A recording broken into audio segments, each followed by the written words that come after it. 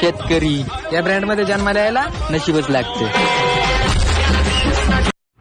माल शेतकरी पिकवणार आणि त्याचा भाव व्यापारी ठरवणार. हे म्हणजे असं झालं, पोरग आपलं आणि त्याचा बारसा शेजारचा काका करणार.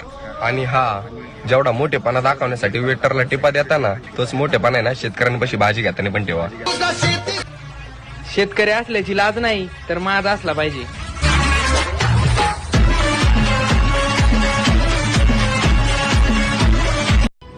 वावर हाय तर पावर हाय.